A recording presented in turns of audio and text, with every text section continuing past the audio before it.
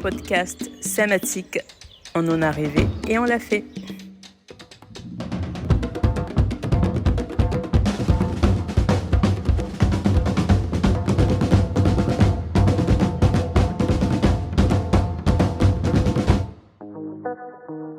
Aujourd'hui, nous avons l'immense plaisir d'accueillir Lily, une personne très chère à mon cœur. Lily habite à Diego et elle est maman de 2 petites filles. C'est une jeune femme d'une grande sensibilité qui porte en elle énormément d'amour, une compréhension du monde complexe, à la fois très fine et très juste. L'acuité de son intelligence se reflète dans son approche de l'éducation, principalement basée sur l'écoute, la souplesse et beaucoup de patience. Dans ce 6e volet, nous parlerons éducation, notamment en matière de sexualité, un sujet qui demeure encore tabou dans le cercle familial. Quand j'échange sur ce sujet avec mes amis, il ressort souvent que la seule éducation sexuelle qu'on a pu recevoir de nos parents concernait la prévention des grossesses non désirées et des infections sexuellement transmissibles. La possibilité de parler des autres types de sexualité était quasiment inexistante. Il est ici aussi question des difficultés que peuvent rencontrer de nombreuses personnes queer qui sont enfermées dans le couple hétéro et ses normes conjugales, et de femmes qui demeurent encore nombreuses à supporter seules le poids des tâches domestiques et éducatives. Il ne s'agit pas, bien entendu, d'une analyse faite depuis ma position de personne de la diaspora vivant en Occident, mais bien de la lecture de Lily, de son propre ressenti. Sans plus tarder, allons à la rencontre de Lily. Bonne écoute. Je suis Lily, j'ai 25 ans, j'habite à Diego et j'ai 2 enfants. Je suis mère au foyer et ce n'est pas quelque chose de simple. Les gens imaginent que c'est facile parce que tu restes juste à la maison à t'occuper des enfants, mais ça prend beaucoup de temps et tu te fatigues vite. Et tu n'as pas de distraction. Oui, j'aime les filles, j'aime m'occuper d'elles, mais ce n'est pas facile, c'est comme si on avait mis un coup d'arrêt à ta vie sociale. Ta vie ne se limite plus qu'à ça. En plus de ça, à Diego, il y a une tendance à critiquer cette vie. Pour beaucoup, en tant que femme, en tant que mère, c'est obligatoire que tu t'occupes de ton foyer. Les femmes qui vont au travail, c'est encore mal vu. Ce n'est pas facile du tout. Si tu dis que tu as envie de travailler, directement c'est « Oui, où vas-tu mettre tes enfants? Qui va s'occuper de ton mari? Quand il rentre à la maison, le repas n'est même pas prêt. » Tout ça. En tant qu'épouse, avoir un mari, c'est comme élever un enfant. En tout cas, c'est ce que je vois. Parce que les hommes sont comme des enfants. Tu dois t'occuper d'eux, les surveiller. C'est toi qui fais tout. À chaque fois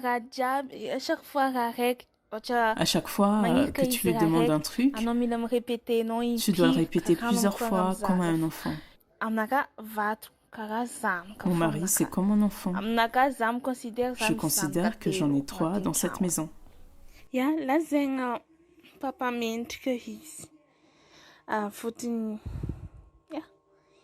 On peut dire que c'est un bon père. Il fait son possible parce que ce n'est pas facile aussi de travailler et de trouver le temps pour être là aussi. Mais il essaie. La plupart sont des gens plus vieux, mais ceux de notre âge, certains peuvent comprendre que la vie d'une mère ne se limite pas à rester à la maison et qu'elle pourrait aussi avoir une autre vie à côté. Mais il y en a qui, tu comprends, se contentent encore de cette vie. C'est possible qu'elles trouvent que c'est facile, mais pour moi, ça ne l'est pas. Après, les critiques, il ne faut jamais le calculer, mais c'est vraiment pas facile. En plus de ça, tu as fait des études. Après, tu as arrêté pour élever tes enfants. Du coup, il y a un énorme trou sur ton CV et ça devient difficile de trouver du travail. Dire que tu as envie de vivre ta vie alors que tu es déjà épouse et aussi mère n'est pas si simple. Ça dépend vivre ma vie. Ça dépend de ce qu'on entend par vivre sa vie. Peut-être trouver un travail, avoir des perspectives.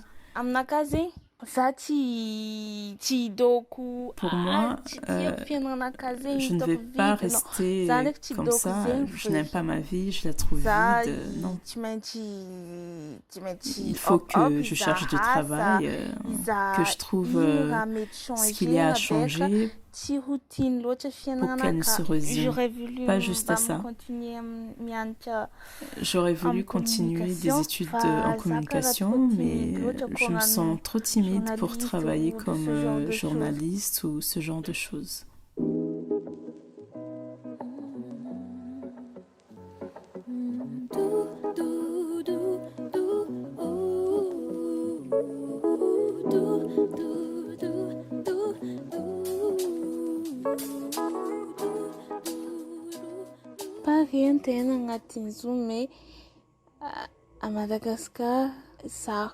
À Madagascar, c'est encore difficile. Tu es obligé de cacher ce que tu es. Pour ma part, mes parents ne pourraient jamais accepter ça. Alors, je ne montre que le côté qui leur convient. Même si c'est difficile, même si le but dans la vie c'est d'être soi-même, mais si la société dans laquelle on vit n'accepte pas ça, c'est compliqué. Je me définirais comme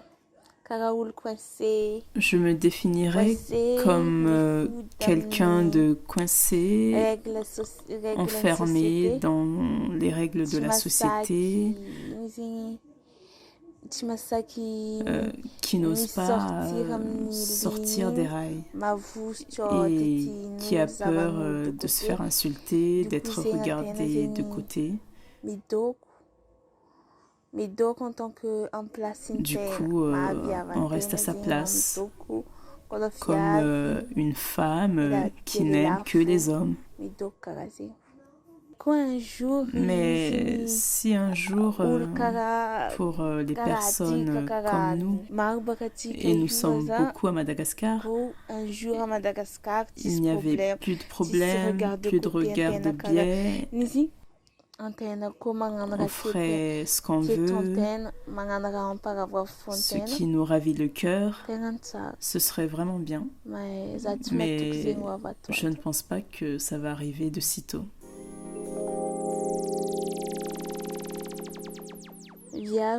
C'est la meilleure, tu vois. Les filles, c'est les meilleures, tu vois. À chaque fois, je commence à imaginer. À chaque fois que je commence à imaginer comment ça pourrait être, je m'arrête directement parce que ça n'arrivera jamais. Je suis tombée amoureuse une fois d'une fille. Mais mon problème, c'est que je n'ai pas su le montrer. Je n'ai jamais su montrer mon amour à la personne que j'aime. Je fais plutôt le contraire. J'ai peur que si je lui dis que je l'aime, le même sentiment, qu'elle ne ressente pas la même chose pour moi. J'ai peur de me faire rejeter. Du coup, je me tais. Cette fois où je suis tombée amoureuse, je crois que ma première fille était déjà née. Ça fait un moment maintenant. Elle a déjà 6 ans aujourd'hui. 7 ans passés, 8 ans, je me rappelle pas trop. Oui, c'était une amie. Je crois que je ne l'ai vue qu'une fois. J'ai aimé sa gentillesse.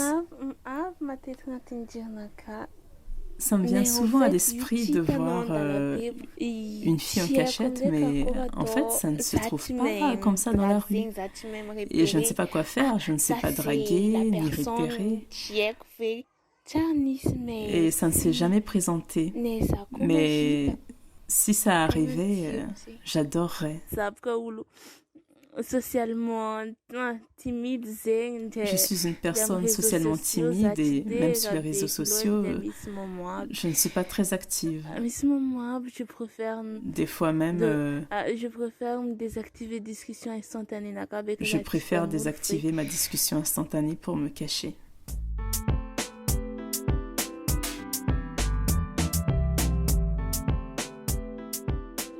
Mon genre mince, mais avec de la rondeur. Et aussi drôle, plutôt comme moi. Mais qui est coquette, qui n'est pas comme moi. Via féminine. Ça plutôt... Moi, je suis plutôt garçon manqué. Garçon manqué, tu me diras... Qui ne se soucie pas de son physique, qui n'aime pas trop la mode. Agamnin banom ni rani blanco. Ya, faut ni tamnatika ni courant après ça ni petchkene tamni so. J'étais plutôt coquette. J'ai habité un temps avec ma sœur qui, elle, était coquette. C'est pour ça que j'aime avoir quelqu'un de coquette à mes côtés.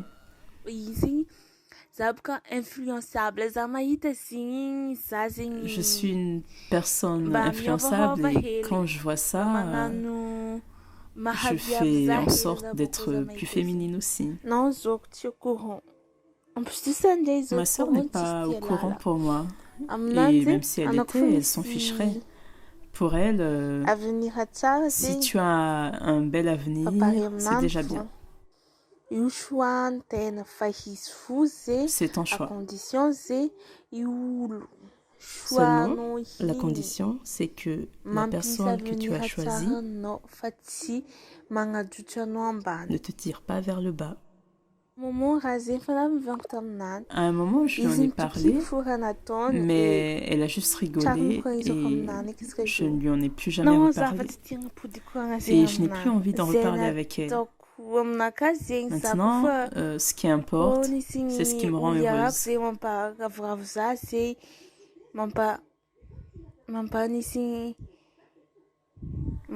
Que ma famille le sache ou pas, ça ne change rien. C'est ma vie.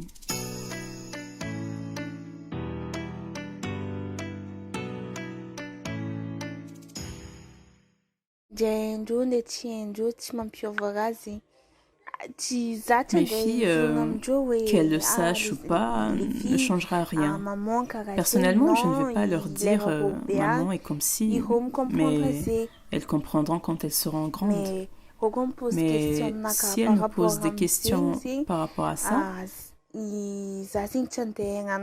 ne vais pas faire comme l'éducation qu'on a eue où dès qu'on entend 2 hommes ou 2 femmes ensemble, on dit que c'est interdit, que Dieu n'aime pas ça. Et on fait tout pour que l'enfant ait peur, en soit dégoûté, pour qu'il n'aille jamais dans cette direction. Après, l'éducation de mes filles ne dépend pas seulement de moi. On est 2 et leur père a sûrement quelque chose à dire concernant tout ça aussi. Mais on n'en a jamais discuté. Je compte en parler avec lui, mais il n'est pas du genre loquace. On ne se parle pas beaucoup et je trouve que des fois, ça ne sert à rien.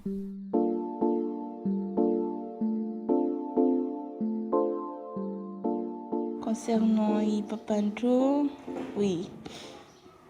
Oui, il est très homophobe, ça c'est sûr. Leur père est très homophobe, ça c'est sûr. Tu vois bien sa réaction face aux gens comme nous, quoi.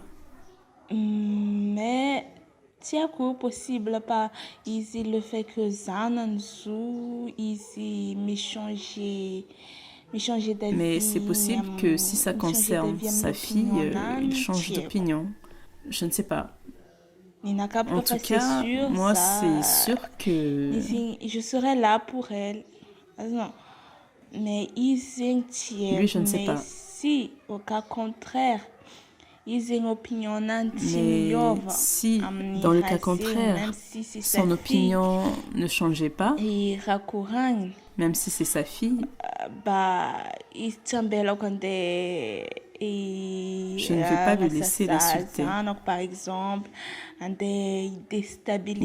la déstabiliser ou mauvaise opinion d'elle-même, lui donner une mauvaise opinion d'elle-même par rapport à son orientation sexuelle. Non, je n'accepterai pas ça.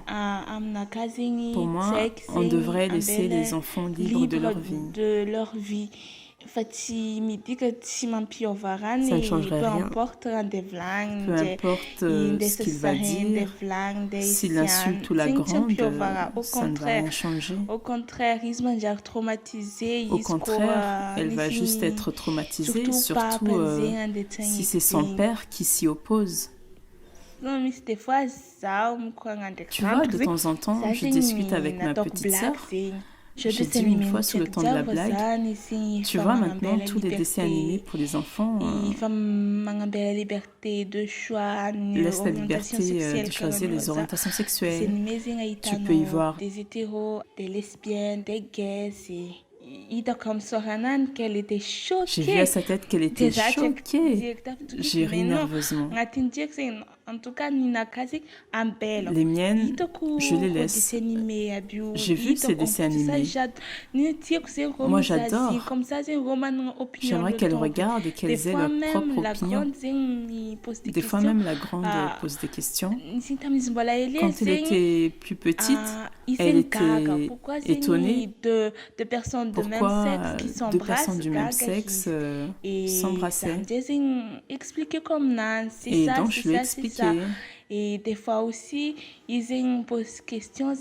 Des fois aussi, elle demande pourquoi il y a des hommes qui se comportent comme des femmes.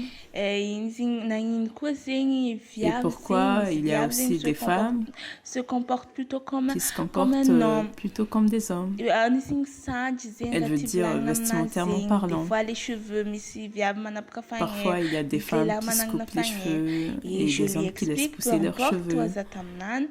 Je lui explique que peu importe les choix vestimentaires ou les choix de coiffure, c'est leur choix, c'est leur vie.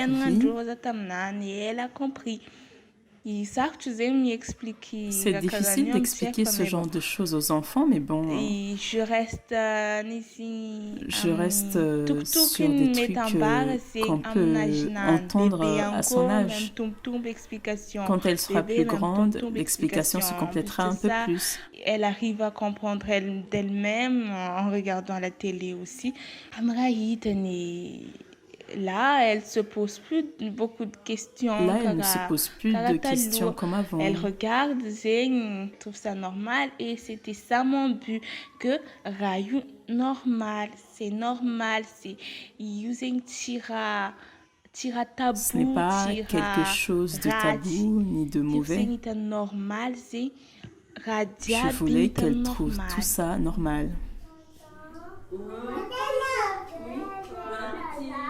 Mes cheveux sont pas là parce que ils sont partis prendre des vacances. Et là, si d'accord.